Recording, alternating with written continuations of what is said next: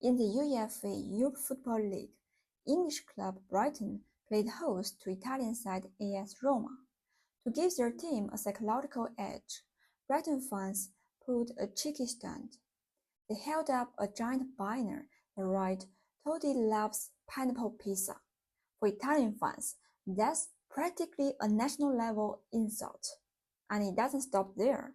Whenever Italian plays, someone will inevitably flash a pineapple pizza.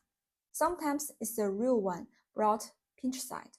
Sometimes just a mocking photo. It's practically become a secret weapon against the Italian team. And for Italians, they've never hidden their disgust for pineapple pizza. For example, like this. Come sta? Che non faccio, buonanotte. No. Questo è bruciato. Tu la porta a gelare, tu. Assaggiamo. Mi fa schifo pure alla prima. Ma che sta giocando? Sto in mezzo. Ma ne devi andare. Te ne devi andare. Okay, crazy, right? There's even a picture showing that how Italians react for pineapple pizza. They joke that it's a food straight from hell and say things like, "We Italians would rather starve than eat pineapple pizza." During the pandemic, even the supermarket shelves were completely ransacked. The only thing left untouched was pineapple pizza. But here is the real question. Pineapple pizza is widely popular around the whole world. But why can't Italians accept it? People often say Italians are conservative and resistant to new things. But if you take a closer look at history, you'll find that Italian pizza has always been evolving. From the earliest white pizza in Naples to the arrival of the Margherita, toppings gradually expanded from just lard and sea salt to include tomato, cheese, and basil. When Italians immigrated to the US, they even invented the sausage-loaded American-style pizza. If we have to pick one pizza that best represents Italians' original flavor, it would be the Margherita pizza. In 1889, Queen Margaret visited Naples, and a local pizzaiolo named Raphael created a pizza with tomato, mozzarella, and basil, and the Queen loved it, and that combo was later named after her.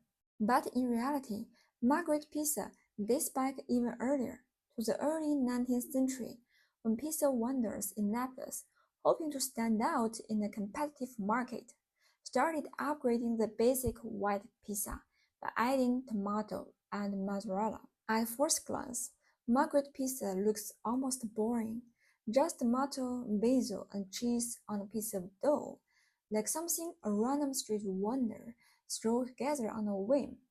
But don't let that simplicity fool you. Behind it lies a story of culinary diplomacy spanning thousands of years. Think about it. Wheat originated in Mesopotamia. Tomatoes grew the ocean from South America. Basil came from India. And water buffalo they used to make mozzarella is from Asia. These immigrant ingredients traveled across continents, across civilizations, and finally met Italy, creating the Margherita pizza we know today. For example, tomatoes weren't exactly welcomed with open arms at first. In the early 1005 years, Europeans brought tomatoes back from the Americas. The first tomato plant was grown in Spain, and soon it made its way to Italy. This area is so good for the growth of tomatoes. But fate has a sense of humor. At first, Italians treated tomatoes like decorative plants. Their bright red color made people suspicious. That red can't be natural. Is it poisonous? And so, for over 100 years, tomatoes were feared as deadly. It wasn't until the 18th century that tomatoes were finally cleared of their bad reputation and found their way into Italian kitchens. Eventually, became the soul of pasta sauce. Then, pizza followed suit. Inspired by the way pasta paired with sauce, it started spreading tomato sauce on dough, marking the start of pizza's lifelong relationship with tomatoes.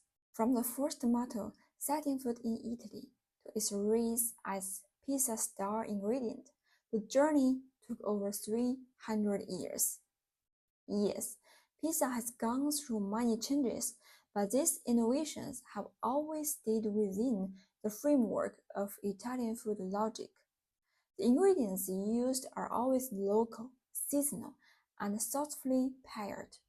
Over centuries, Italians developed a clear formula: wheat-based crust, plus herbs, plus vegetables, plus a little meat, plus cheese, all designed to be thin, crisp, refreshing, and well-balanced. To Italians, pizza isn't just a flat bread with random stuff thrown on top. What goes on the pizza? How should things be paired? Which ingredients complement which flavors? These are not questions of personal creativity. They are the result of generations of collective culinary wisdom. Pizza is more than just food. It's a reflection of how deeply Italians care about their ingredients, their land, and their traditions. So why does pineapple pizza, of all things, make Italians so furious? To answer that, we need to look at where this rebellious pizza came from, and it's not Italy. It all began in 1962 in a small town called Charlotte, Ontario, Canada. And the inventor is a Greek immigrant named Sam Panopoulos. He's not a trained chef, but a bold, curious entrepreneur, the kind of guy who liked experimenting and wasn't afraid of trying something new. One day, he was staring at a can of Hawaii brought canned pineapple sitting in his kitchen, and he thought, what if I throw some of this sweet, tangy fruit on a pizza? So he did. He tossed the pineapple onto a ham and cheese pizza, popped it in the oven, and then pineapple pizza was born. To everyone's surprise, people loved it. The sweet and salty tropical flavor was a hit, especially in an area filled with Cold War anxiety, the space race, and growing curiosity about foreign cultures.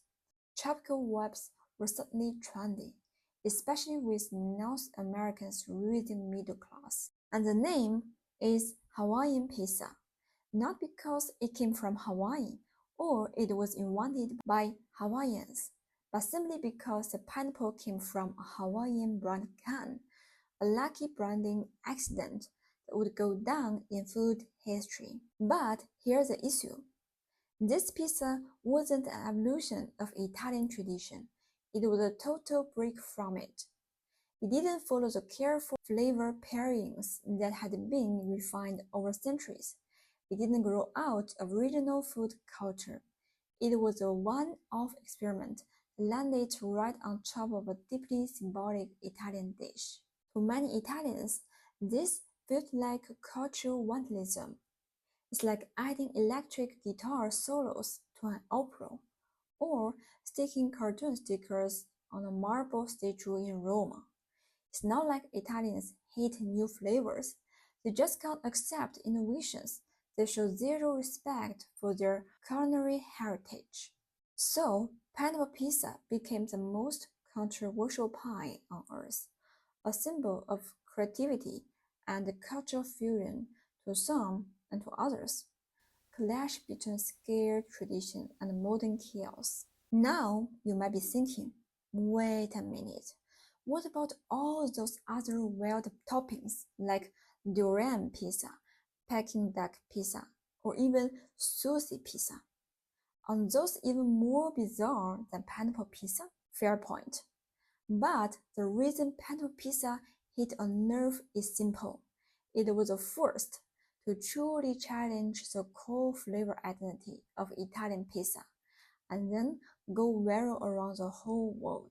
Pineapple's sweetness completely clashes with the savory cheese and salty toppings Italians are used to. It's not just strange, it violates the basic flavor structure Italians had built for generations. To them, it felt like the soul of pizza was being stolen. This kind of fast food style mashup spread quickly in the global food scene, but for cultures with deep time-tested food traditions like Italy too much, too fast. But don't get it wrong, Italians are not anti-innovation. Take tomatoes, for example. They were originally exotic import from the Americas, and even thought to be poisonous at first. It took over 300 years for tomatoes to go from suspicious fruit to the heart of Italian cuisine. So, when it comes to pizza, it's not a free-for-all. You can't just throw anything on top and call it a day. Italian pizza is a result of centuries of selection, regional availability, and cultural refinement. It's not about rules, it's about harmony, balance, and legacy. That's why Italians don't hate pineapple itself. They're just uncomfortable with how it barged into the center of their food identity with any build-up, without any respect. Time is changing. Now, more and more Italian pizzaiolos are open to experimenting, even creating a localized version of pineapple pizza that honors the structure of traditional Italian cuisine. Because food globalization is a two-way street. You can innovate, absolutely, but innovation should work hand in hand with respect for time, culture, and culinary logic.